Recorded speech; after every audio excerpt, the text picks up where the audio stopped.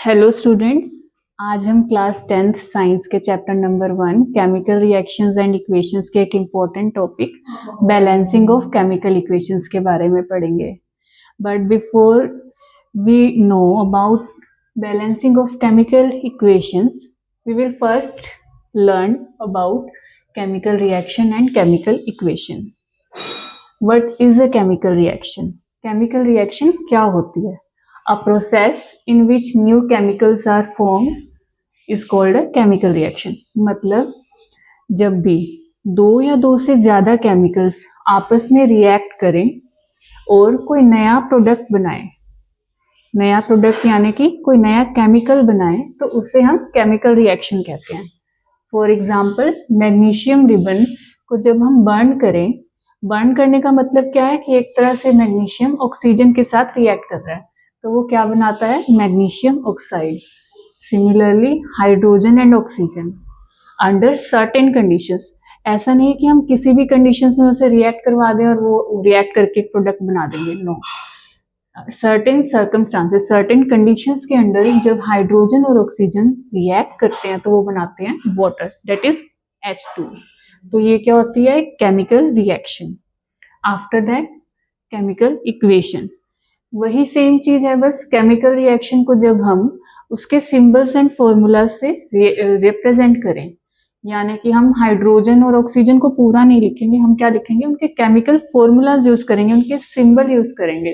For example hydrogen plus oxygen that is H2 plus O2 gives 2H2 means 2 molecules of water. Chemical reaction के left hand side में जो भी chemicals हम लिखते हैं वो क्या होते हैं? रिएक्टेंट्स। और केमिकल रिएक्शन के राइट हैंड साइड में जो भी केमिकल्स होते हैं हम उन्हें बोलते हैं products. And what are these letters representing in a chemical equation? These are representing the states of the chemical. For example, hydrogen exists in gaseous state, so we are writing G in bracket. Similarly, oxygen also exists as a gas, so we write G again. H2 exists as liquid, so we write L in bracket.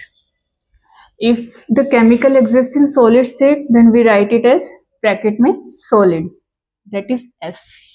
अगर कोई product या कोई भी chemical के आगे लिखा हो कि AQ, that is aqueous। Aqueous, how do we write aqueous? Aqueous, इसका क्या मतलब होता है कि वो केमिकल या वो जो भी कंपाउंड है वो क्या है? सोल्यूबल है वाटर में। अगर वो कंपाउंड इनसोल्यूबल है तो वो क्या होता है? प्रेसिपिटेट। हम उसे क्या बोलते हैं? प्रेसिपिटेट, यानी कि वो एक सोल्ट है और जो पानी में डिसोल्व नहीं हो सकता, तो वो क्या होता है? प्रेसिपिटेट। या तो हम उसे ऐसे रिप्रेजेंट करते हैं ब्रैकेट में PPT लिखकर, या हम डाउनवर्ड डायरेक्शन में एक एरो ड्रॉ कर देते हैं जिसका मतलब होता है कि प्रेसिपिटेट बना है। तो अगर हमने कोई रिएक्टेंट या कोई प्रोडक्ट हमारा ऐसा बना है जो सॉल्यूशन के फॉर्म में हमें मिला है, तो उसे हम कैसे रिप्रेजेंट करेंगे? उसके आगे हम लिखेंगे ब्रैकेट में AQ, दैट इज एक्वस। और अगर वो सोल्यूबल नहीं है, वो क्या होगा? रिएक्शन मिक्सचर में नीचे बॉटम में सेटल डाउन हो जाएगा, तो उसके ब्रैकेट में हम लिखेंगे PPT, यानी कि precipitate, that is insoluble in water. तो हमें कुछ बेसिक्स पता चल गए हैं balancing of chemical reaction, chemical equation के। कि फर्स्ट हमने जाना कि केमिकल रिएक्शन क्या होती है, केमिकल इक्वेशन क्या होती है, उसमें अलग अलग जो भी रिएक्टेंट्स होते हैं, प्रोडक्ट्स होते हैं, वो क्या होते हैं, उनके ब्रैकेट में जो सिंबल्स होते हैं ये क्या होते हैं।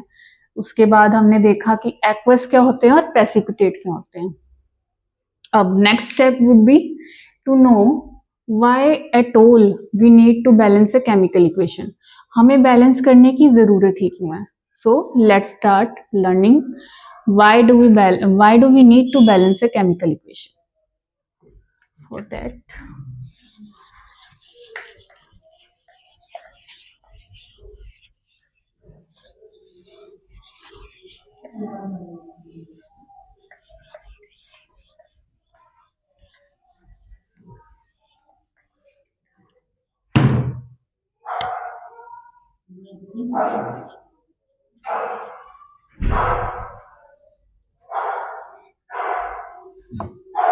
Y balance? क्यों? Because the number of atoms on left hand side of chemical reaction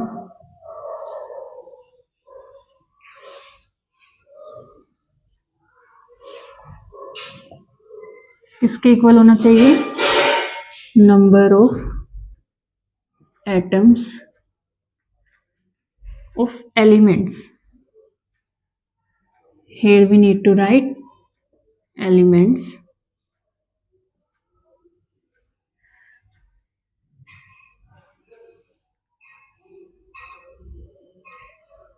right hand side.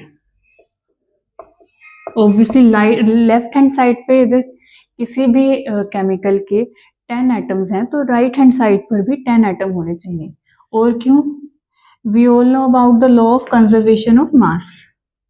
You must have read it in class 9th. Law of conservation of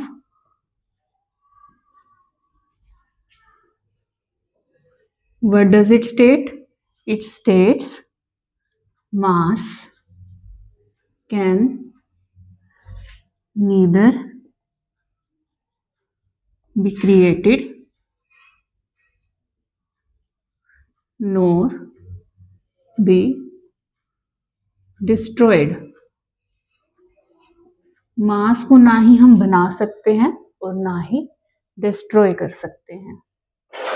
अब हमें इसे हमेशा ही वैलिड रखना है. नॉर्मल कंडीशंस में क्या होता है कि लॉ ऑफ कंजर्वेशन हमेशा वैलिड होता है.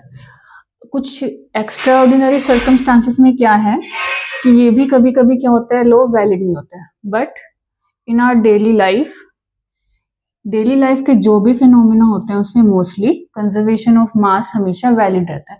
तो इसे वैलिड रखने के लिए केमिकल इक्वेशंस को बैलेंस करना जरूरी है.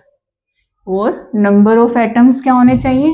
लेफ्ट हैंड साइड और राइट हैंड साइड पर बराबर होने चाहिए. अब हम कुछ एग्जाम्पल्स देखेंगे केमिकल इक्वेशंस को कैसे बैलेंस किया जाता है. हम एनसीईआरटी में जो मेथड दिया गया है हिट एंड ट्रायल का वो सीखेंगे आज. Let's begin with a simple example.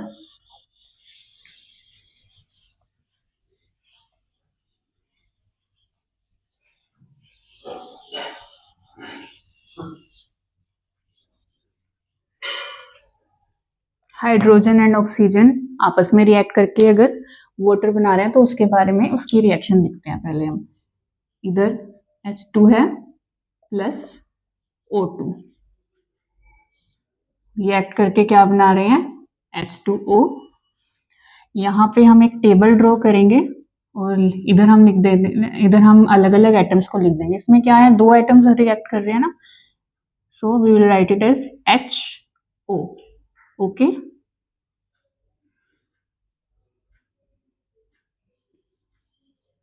Atoms of reactant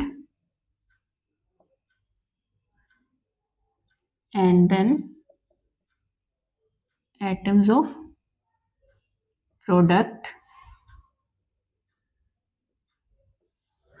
hydrogen के कितने एटम्स हैं? यहाँ पे लेफ्ट हैंड साइड पर क्या है? रिएक्टेंट है. लेफ्ट हैंड साइड पर 2 एटम्स हैं.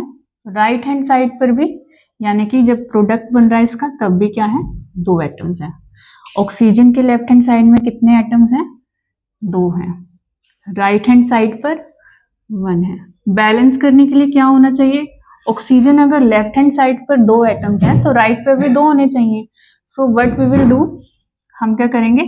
प्रोडक्ट को भी क्या करेंगे? 2 से मल्टीप्लाई कर देंगे ताकि 2 हो जाए. और हमने क्या लगा दिया यहाँ पर ही आगे, राइट हैंड साइड पर हमने 2 लगाया है ना, 2 से मल्टीप्लाई किया तो हम यहाँ पर 2 लिखेंगे. बट अब हम देख रहे हैं कि यहाँ पर अगर 2 आ गया है तो हाइड्रोजन कितने हो गए हैं? ये मल्टीप्लाई होते हैं. अगर हमने फॉर्मूला में आगे 2 लगाया है और केमिकल फॉर्मूला में यहाँ पर 2 है तो इसका क्या मतलब है कि हाइड्रोजन कितने हो गए हैं 4। बट अब लेफ्ट हैंड साइड में तो हाइड्रोजन 2 ही हैं, तो what we will do next, हम यहाँ पर भी 2 से मल्टीप्लाई कर देंगे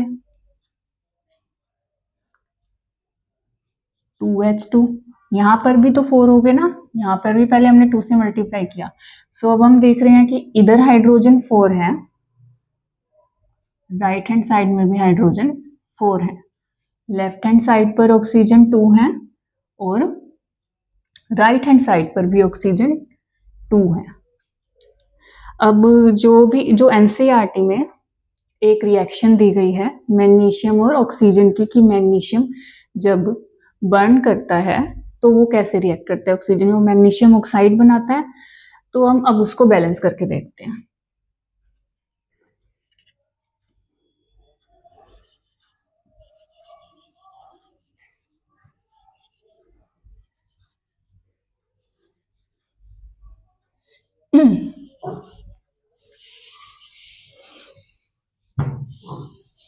So here is the chemical reaction Mg.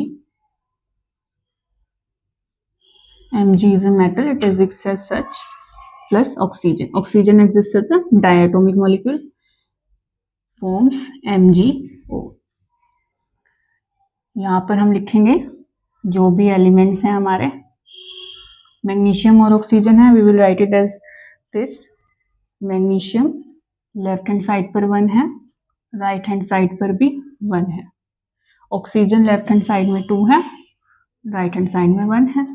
So oxygen का इम्बैलेंस है तो हम यहाँ पर क्या करेंगे 2 से मल्टीप्लाई, प्रोडक्ट को 2 से मल्टीप्लाई करा है ना, यहाँ पर भी हमने राइट कर दिया 2। ऑटोमेटिकली मैग्नीशियम भी 2 हो गया, तो मैग्नीशियम को यहाँ पर बैलेंस करने के लिए हमने यहाँ पर भी 2 से मल्टीप्लाई कर दिया। सो यहाँ पर भी आ गया 2। अब इधर मैग्नीशियम 2 है, इधर भी मैग्नीशियम 2 है, इधर ऑक्सीजन 2 है और इधर भी ऑक्सीजन 2 है। तो ये इक्वेशन हमारी क्या हो गई है बैलेंस। नाउ हम इससे थोड़ा सा लेवल अप करके एक दूसरी इक्वेशन को बैलेंस करके देखेंगे। अब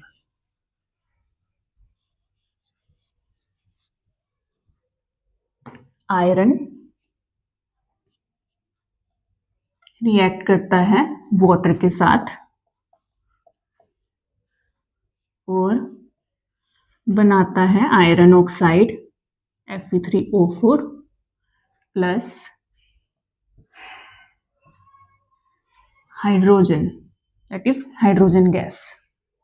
यहाँ पर हम एटम्स लिख देंगे रिएक्टेंट्स और प्रोडक्ट दोनों के।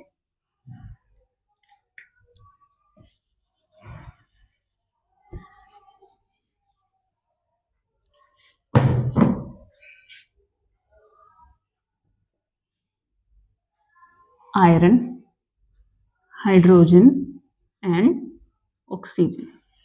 लेफ्ट हैंड साइड में we have 1 iron, right hand side में we have 3 iron atoms. Hydrogen 2, oxygen 1, 4। As we can see लिख दिए हमने सारे। उसके बाद अब हम इसे बैलेंस करेंगे। एज वी कैन सी इधर आयरन के एटम्स 3 हैं और इधर 1 है, तो हम इसको 3 पर यहाँ से मल्टीप्लाई करेंगे। 3 हमने यहाँ पर लिख दिया। आयरन दोनों जगह 3 हो गए हैं। ऑक्सीजन लेफ्ट हैंड साइड में 1 है और राइट हैंड साइड में 4 है, तो हम यहाँ पर 4 लिखेंगे। ये क्या चल रहा है हमारा हिट एंड ट्रायल चल रहा है। नॉट नेसेसरीली कि ऐसा नहीं होता कि फर्स्ट बार में ही हमारा क्या हो जाए बैलेंस हो जाए। हमें बैलेंस करने के लिए हिट एंड ट्रायल करना है। मतलब एक बार हम करके देखेंगे, अगर इक्वेशन बैलेंस नहीं होती तो हम दूसरे नंबर्स करके देखेंगे ट्राई, ऐसे ऐसे जब तक इक्वेशन पूरी परफेक्ट ना हो जाए, परफेक्टली बैलेंस ना हो जाए, तब तक हम ट्राई करते रहते हैं। That's why this method is called hit and trial method. So हमने यहाँ पर 4 लगाया तो ऑटोमेटिकली हाइड्रोजन को भी हमें 4 से मल्टीप्लाई करना पड़ेगा ना, क्योंकि H2O एक साथ एग्जिस्ट कर रहा है। तो हाइड्रोजन कितने हो गए 8 हो गए हमारे पास। बट यहाँ पर अब राइट हैंड साइड में हाइड्रोजन कितने हैं 2। तो अब हम यहाँ पर भी 8 बनाने के लिए क्या करेंगे 4 से मल्टीप्लाई करेंगे। So on right hand side we will get 8 hydrogen atom. So is the equation balanced now? Iron on the left hand side 3 atoms, hydrogen 8 atoms, oxygen 4 atoms, and here also 4 atoms. So the equation has now become balanced. We will again see another example.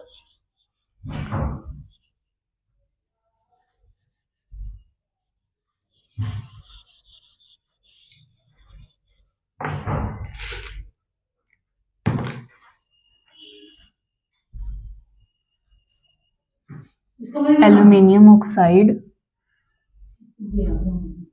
reacts with hydrochloric acid, that is HCl, to give aluminium chloride,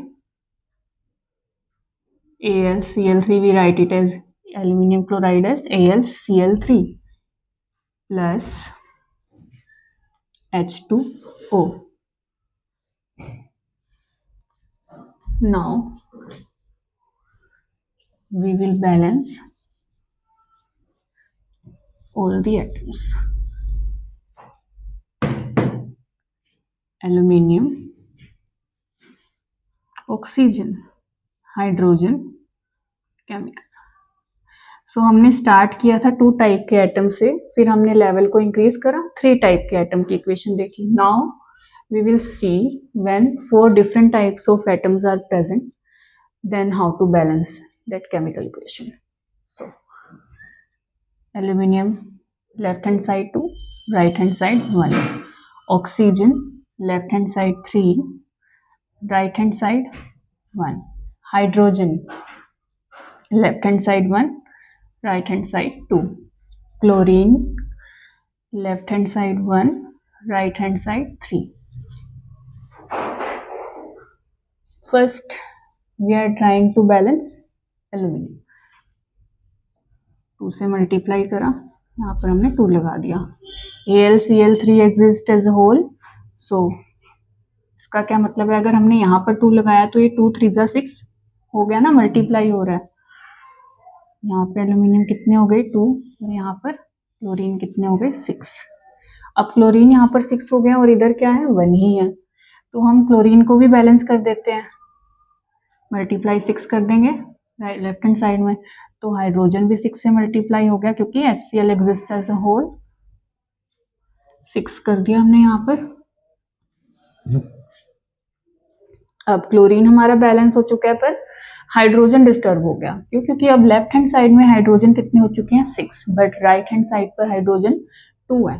तो हम इसे 3 बनाने के लिए क्या कर सकते हैं, 6 बनाने के लिए हम क्या कर सकते हैं, 3 से मल्टीप्लाई कर सकते हैं. 3 से मल्टीप्लाई कर दिया और फिर H2O है, ऑक्सीजन भी साथ में, तो यहाँ पर भी 3 से मल्टीप्लाई करेंगे.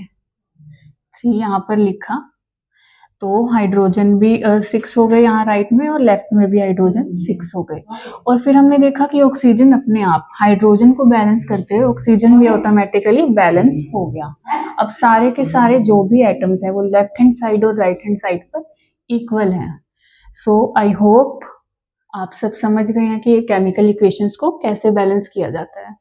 अब मैं आपको एक होमवर्क दूंगी, एक असाइनमेंट दूंगी, आप मुझे कमेंट सेक्शन में बताइएगा कि आप इस केमिकल इक्वेशन को कैसे बैलेंस करेंगे. So let me right your homework.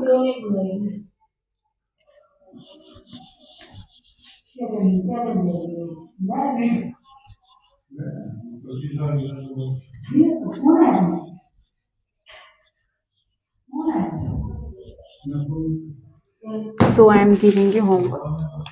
Please write it down. Sodium hydroxide, that is NaOH plus, reacts with sulfuric acid, that is H2SO4. Reacts with H2SO4 and gives Na2SO4 plus H2O. Do you know this reaction is an example of neutralization reaction. NaOH is a base and H2SO4 is an acid. दोनों आपस में react करके क्या बना रहे हैं, salt and water. दोनों एक दूसरे को इफेक्ट को क्या कर रहे हैं, न्यूट्रलाइज कर रहे हैं. तो इस रिएक्शन को वैसे क्या बोला जाता है, न्यूट्रलाइजेशन रिएक्शन, जो कि आपके chapter number 2 acids bases and source में दिया गया है। जस्ट एक एग्जांपल है, आप इसे बैलेंस कीजिएगा और कमेंट सेक्शन में आंसर जरूर बताइएगा कि ये कैसे बैलेंस होगी। और यू मस्ट बी वंडरिंग कि अगर हम आयरन ऑक्साइड लिख रहे हैं तो Fe2O3 या फिर FeO, एल्यूमिनियम क्लोराइड लिख रहे हैं तो AlCl3, इसी तरह से क्यों लिखा जाता है अगर किसी कंपाउंड का अगर हम फॉर्मूला लिख रहे हैं। तो ये आपने 9th में भी सीखा होगा कि कोई केमिकल फॉर्मूला कैसे बनाया जाता है, वो वैलेंसी का कंसेप्ट यूज होता है उसमें, उसका कंसेप्ट यूज करके वो फॉर्मूला हम लिखते हैं। तो हम नेक्स्ट वीडियो में यही डिस्कस करेंगे कि अगर हमें किसी कंपाउंड का फॉर्मूला लिखना है तो वो कैसे लिखा जाता है। ठीक है, नेक्स्ट वीडियो में हमारा डिस्कशन टॉपिक रहेगा writing chemical formulas, and do write in the comment section the answer of this chemical equation. Okay, so this is it for today, students.